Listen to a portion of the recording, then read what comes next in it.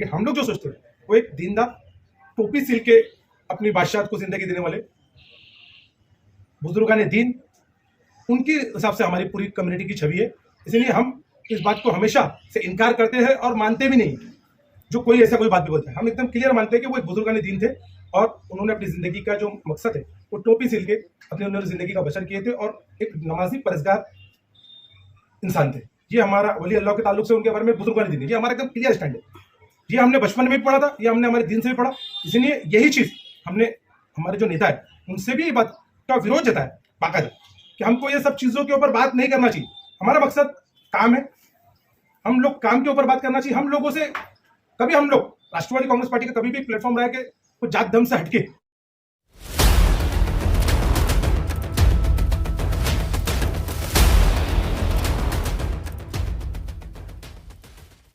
शानू भाई, पिछले लगभग 3 हफ्ते से शहर में औरंगजेब रहमतुल्लाह अलैह पर विधायक जितेंद्र आवाड़ द्वारा दिए गए विवादास्पद बयान को लेकर के काफी माहौल गरमाने की कोशिश की जा रही है। उन पर एफआईआर दर्ज कराने की लगातार अलग अलग राजनीतिक दल और कुछ संस्थाओं द्वारा और लोगों द्वारा मांग की जा रही है। और एक सवाल जो है सोशल मीडिया पर और पूरे शहर में लगातार उठाया जा रहा है कि राष्ट्रवादी कांग्रेस पार्टी में कई मुस्लिम नगर सेवक हैं, कई मुस्लिम पदाधिकारी है, लेकिन उन्होंने अब तक इस पर कोई मुंह नहीं खोला, उन्होंने कोई बात नहीं की। तो और इसी में उलमाओं को भी जोड़ा जा रहा है। तो उलमाओं का सवाल, मैं एक लंबा सवाल है, वो दूसरा मैं सवाल लूंगा आपसे, लेकिन पहला ये सवाल है कि अंतर्गत एक तरीके से राजनीति का हिस्सा भी दिख रहा है, लेकिन मैं राजनीति के हिस्सों को हटा के एक पहलू जो आता है as a Muslim, as a एक सामाजिक न्यूट्रल आदमी जो लोग सोचते हैं वो हिसाब से बोलूंगा। एक बात सबसे बड़ी बात यह कि कोई भी धर्म के ताल्लुक से, चाहे वो मुस्लिम हो या नॉन मुस्लिम हो, जिसके 4 मानने वाले हो, उनके बारे में भी हम कोई भी नेगेटिव टिप्पणी नहीं करना चाहिए ताकि लोगों के भावनाओं को आहत ना पहुंचे। इसीलिए मैं ये मानता हूं कि ऐसी कोई भी चीज जिससे रिलीजियस को धक्का लगे, हम जिस कॉन्स्टिट्यूंसी में वो मुस्लिम बहुल इलाका है, और ऐसे में अगर उधर भी हम बोलते जिस जगह पे एक हिस्ट्री के हिसाब से, राजा के हिसाब से देखेंगे तो औरंगजेब रहमतुल्लाह अलैह के बारे में कुछ अलग लोगों के बारे में सोचे, कुछ लोग पॉजिटिव सोचते हैं, कुछ लोग नेगेटिव सोचते हैं।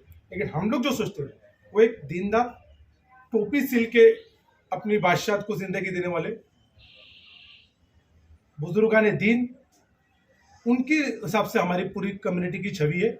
इसलिए हम इस बात को हमेशा से इनकार करते हैं और मानते भी नहीं जो कोई ऐसा कोई बात भी बोलता है। हम एकदम क्लियर मानते हैं कि वो एक बुजुर्गान दीन थे और उन्होंने अपनी जिंदगी का जो मकसद है वो टोपी सिल के अपनी उन्होंने जिंदगी का बसर किए थे और एक नमाजी परहेजगार इंसान थे।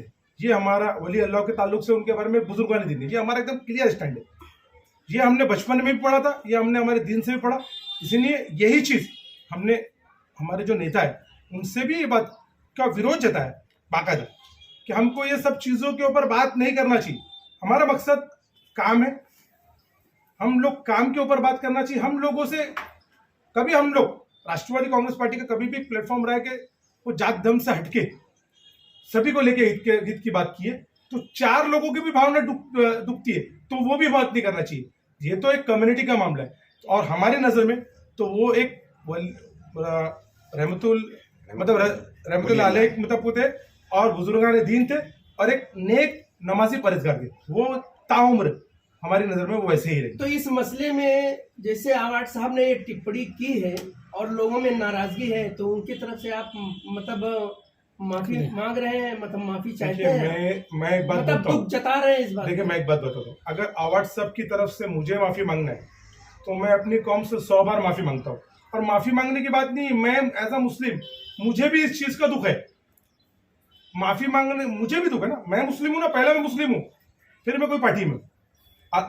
अगर मेरे मुस्लिम अगर मैं शरीयत में ही नहीं रहूं तो ऐसी पार्टी से मुझे कोई लेना देना नहीं। इसलिए एज अ मुस्लिम मुझे खुद भी इस बात का मैं इत्तेफाक नहीं रखता हूँ। और इस विरोध को हमने डॉक्टर जितेंद्र आवाड़ जी के सामने बोला और मेरा ऐसा मानना कि वो एक समझदार आदमी, ऐसी चीजों से उन्होंने कभी भी परहेज किया।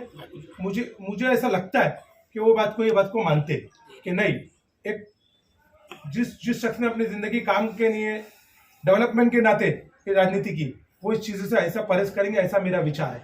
और एक बात, सारी दुनिया के लोग, चाहे कोई भी बादशाह, पूरे लोग सभी मिलके भी ताकतवर एक तरफ हो जाए और अगर बोले कि इस्लाम में जिनको हम हीरो मानते, जिनको हम मानते, जिनके बारे में हमने हमारे बाप दादा से सुने, वो गलत है और इस्लाम गलत है और इस्लाम अमन परस्त नहीं है, तो वो सारी दुनिया के ताकतवर लोग एक तरफ भी हो जाए तो भी हम उससे मानते नहीं। जो इस्लाम में है वो इस्लाम का एक जेर बदर भी हट नहीं सकता, एक अल्लाह के मानने वाला जब तक इस दुनिया में। शानू भाई, शिकायत ये रही है कि आखिर इतनी देर से क्यों आया आपका स्टेटमेंट? ये देखिए, काफी गुस्सा, उसके बाद में भी उनका एक स्टेटमेंट और आया, किसी को हमदर्दी नहीं है, अपने बयान पर कायम हूँ, जो तारीख में वही कह रहा हूँ। तो इस चीज पे क्या कहेंगे आप? मेरी बात सुने ना, उनका मैंने 2 स्टेटमेंट सुना। एक तो ये कि उन्होंने जो बोला, फिर उसके बाद मैंने दूसरा स्टेटमेंट भी सुना जो उन्होंने अच्छा ही बात भी बताई, वैष्णव मंदिर के बारे में जो हाँ, अच्छा ही वैष्णव मंदिर को तोड़ा नहीं गया उनके कारण, वो सब भी बताया गया। तो अब कौन सा क्या पहला आया उस पर मैं डिटेल नहीं जानता था। मैं एज अ मुस्लिम नुमाइंदा, एज अ मुस्लिम पर्सन ये इकरार करता हूँ और हमने अपने पक्ष के अंदर हमारे आला कमान, हमें सभी लोगों को ये अपना बता दिया गया है कि ऐसी बातों से हमको बचना चाहिए और ऐसी बातें करना ही नहीं चाहिए जिससे किसी भी लोगों को आहत हो, चाहे वो 4 जन को मानने वाले नहीं हो। उनके मानने वाले तो एक बड़ा तबका है, उनका मानने वाला तो एक बड़ा तबका है जिसमें मैं भी हूँ।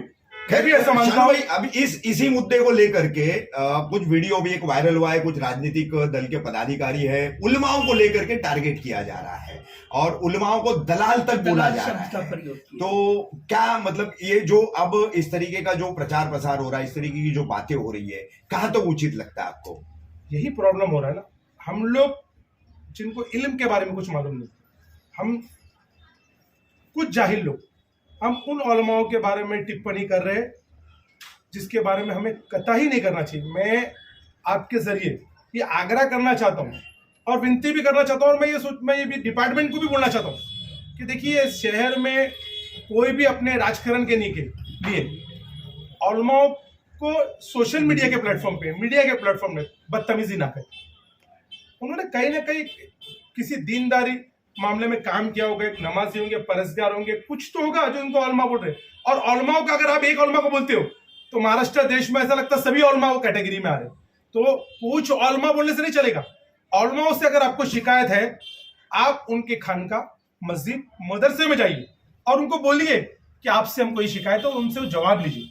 लेकिन हम कोई भी उलमा को ऐसी टिप्पणी करें कि वो दलाल है, ये बहुत गलत बात है और इसकी निंदा करते, ऐसी कोई भी चीज नहीं होना चाहिए। और मैं आपको साफ बोल देता हूँ, मैं अपनी पार्टी से ही शुरुआत करना चाहता हूँ। मैं एनसीपी के लोगों के साथ सभी पक्ष के लोगों को बोलना चाहता हूँ कि प्लीज कोई भी लोग अपने उलमा कराम, पंडित, धार्मिक भावनाओं के प्लेटफॉर्म को इस्तेमाल ना करे पॉलिटिक्स के लिए। वो एक अलग चीज है, उसे पॉलिटिशियन के लाइन पे लाया ना जाए। हाँ, हर आदमी के कुछ उलमा, कुछ दीनदार, कुछ पंडित अलग अलग पार्टी के मानने वाले हैं, हो सकते हैं जिनका झुकाव हो सकता है, लेकिन वो एक पक्ष के नहीं होते, वो एक समाज के होते और उनके लिए रिस्पेक्ट होती है। उनको अगर 400 लोगों ने भी उनके दिल में रिस्पेक्ट है तो वो 400 लोगों को रिस्पेक्ट कमाने के लिए, इल्म हासिल करने के लिए उनको काफी वर्ष लगे होंगे। मैं यही आग्रह करना चाहता हूं कि ये ऐसा होना नहीं चाहिए और डिपार्टमेंट को भी इसके ऊपर कड़ी नजर लगना चाहिए। अगर उलमा खामोश है तो उसका मतलब ये नहीं कि वो बुज़दिल है, वो इस शहर के वातावरण को खराब नहीं करना चाहते, इसलिए वो खामोश है। और आपके ऊपर, आपसे भी मेरी ये विनती है कि ऐसे लोगों को कम से कम प्रेस के माध्यम से भी समझाए, क्योंकि सोशल मीडिया और प्रेस का डिपार्टमेंट प्लेटफॉर्म नहीं है हम उलमाओं के ताल्लुक से टिप्पणी करें। आपको टिप्पणी करना है, अगर हमने आपके बारे में कुछ गलत बोला तो आप पॉलिटिकली टिप्पणी कीजिए, सामाजिक टिप्पणी कीजिए, लेकिन कोई भी धर्म के ताल्लुक से पंडित, उलमा, पादरी, कोई भी जमात के लोग, उनको प्लीज सोशल मीडिया और प्लेटफॉर्म पे ऐसी बेइज्जती ना करें। जिस तरह से उलमाओं का नाम सामने आया, चाहे वो एमआईएम पार्टी के लोग हों या दूसरे लोग हों जो विरोध किए थे, उन्होंने सभी उलमाओं को नहीं कहा था, ऐसा उनका कहना था कि मैं कुछ आपको- उलमा ऐसे मैं वही हैं बोल रहा हूँ। जो सिर्फ एनसीपी के ही मेरी बात उसमें समझ रहे देखे हैं। जाते मैं- हैं और किसी दूसरे मामले में सामने नहीं आते। मेरी बात मैं आपको उन्हें ऐसा कहते हैं, मैं- उन्होंने मैं- ऐसा कहा मैंने था। शुरुआत में ये कह दिया कि आप समझिए, हम लोग अभी हम इस जगह पे रहते हैं, तो मेरे से भी कोई बेचारे इन जगहों का मदरसा मस्जिद वालों का मैंने काम किया हो, कोई अलग अलग काम करे तो वो इत्तेफाक रखते, लेकिन वो कोई पार्टी के नहीं होते, औलमा कोई पार्टी के नहीं होते। नहीं तो उनका आप- ऐसा लेकिन कहना शानू भाई है कि मेमोरेंडम तो अगर देना चाहिए था ना, जो मेमोरेंडम दिया जाता है आप पिरामिड लोग- तरीके से। अगर आप लोग- एनसीपी के वक्त पे आ सकते थे तो फिर औरंगजेब रहमतुल्लाह अलैह के आप मामले में लोग क्यों नहीं आप सामने लोग आए? औलमा ऐसा आप उन्होंने लोग आरोप अपनी पुलिस पॉलिटिशियन के लिए औलमा को दलाल ना बोले। मैं ये बोलना चाह रहा हूँ, एक 5 वक्त के नमाजी को भी दलाल मत बोले। अगर वो दिल्ली में तालिक इदारे से ताल्लुक रखता है, वो बाजू में बैठ गया तो वो एनसीपी का पदाधिकारी नहीं। आपको अगर बदतमीजी बोलना है, आप हमारे पक्ष के कोई लोगों को बोल सकते हैं, लेकिन आप उसमें औलमा को घसीटे नहीं। मैं इसकी निंदा करता हूँ, वापिस बोलता हूँ, और मैंने आपको पहले ही बोला इसकी शुरुआत मैं एनसीपी से चाहता हूँ। नहीं, मैं अपनी पार्टी से शुरुआत कर रहा हूँ। कोई कार्रवाई होगी जिस तरीके से बोला है? मैं अपनी पार्टी से शुरुआत कर रहा हूँ। मैं अपनी पार्टी के लोगों से शुरुआत करना चाहता हूँ कि प्लीज औलमाओं के ताल्लुक से प्लेटफॉर्म ऐसा ना बनाइए ताकि हमारे औलमाओं की बेइज्जती हो। ये मैं अपनी पार्टी से बोल रहा हूँ, अपनी शुरुआत में अपने से करवा रहा हूँ, और फिर वो सबको होना चाहिए। लेकिन सानू भाई सवाल तो उठता है ना कि जब आप लोगों का मामला हुआ था, तमाम उलमा इकराम जो है आए थे, आंदोलन में शामिल हुए, आंदोलन खत्म कराए, लेकिन औरंगजेब रहमतुल्लाह अलैह का मामला आया तो कहीं कोई उलमा आप समझिए सामने ना, नहीं आया, तो इस वजह से लोगों ने आप सवाल लोगों उठाया। का मामला नहीं हुआ। इस शहर के अंदर 354 जैसे फर्जी मुकदमे अगर एक लोक प्रतिनिधि पे लगाए जाएंगे और उसको मिटाने के लिए कोई आलमा आ गया तो उसको कोई प्रॉब्लम नहीं होना चाहिए मिटाने के लिए। अगर ये शांतता रखने के लिए शहर में कोई आलमा आते तो उसमें कोई दिक्कत नहीं होना चाहिए। आज मैं ये चाहता, अगर समझिए एमआईएम, समाजवादी पार्टी, सभी पक्ष के लोग अगर धरने में बैठ जाते और उससे शहर का वातावरण खराब होता है और शहर के औलमा उनको भी अगर खत्म कराने जाए तो ये एक सुलह रबी वाली बात होती है। औलमा किसी पक्ष के नहीं होते। मेरी विनती है, पॉलिटिकल लोगों को आप बदतमीजी कीजिए, नगर सेवक को बोलिए, आप बड़े लीडरों को बोलिए, आप हमको बोलिए, हम उसका जवाब हमारे तरीके से दे देंगे। औलमा खामोश है तो उनको बेचारी खामोशों को उनकी बुजदिली ना समझा जाए। क्यों एक भी शख्स जो है, एक भी औलमा को ना कोई उनके बारे में टिप्पणी करे, ना ही उनको पॉलिटिकली प्लेटफॉर्म पे उनको इस्तेमाल किया जाए। मैं वापस बोल रहा हूँ, इसकी शुरुआत मैं चाहता हूँ एनसीपी से। शानू भाई, इस वक्त मुमरा के लोग जो नाराज है, उन लोगों को क्या मैसेज देंगे इस पूरे मामले में? देखिए, मुमरा के लोग नाराज है, मैंने यही नाराजगी हमने हमारे पार्टी के बड़े लीडर अवार्ड सब तक भी पहुंचा दी, और एक समझदार लीडर है, वो 354 दाखिल होने के बाद वो आहत है, कहीं ना कहीं वो थोड़े से दुखी है, और ऐसी उस मामले को लेके मुझे ऐसा लगता है, इसलिए उनके 2 स्टेटमेंट मैंने देखा, 2 स्टेटमेंट देखा, दोनों स्टेटमेंट देखा। कौन सा स्टेटमेंट पहले आया और बाद में आया इसकी पड़ताल मैंने नहीं किया, लेकिन मैंने दोनों स्टेटमेंट उनके सुना और लोगों ने भी सुने। हम लोग ये बात इकरार करते हैं कि ऐसी बातों पे कोई भी पार्टी को बोलना नहीं चाहिए। आप इस्लामिक स्कॉलर नहीं हो तो आप इस्लामिक ताल्लुक से कोई भी बात ना करें। फिनिश हमारे चैनल को सब्सक्राइब करें, बेल आइकन जरूर प्रेस करें हमारी न्यू वीडियो सबसे पहले देखने के लिए।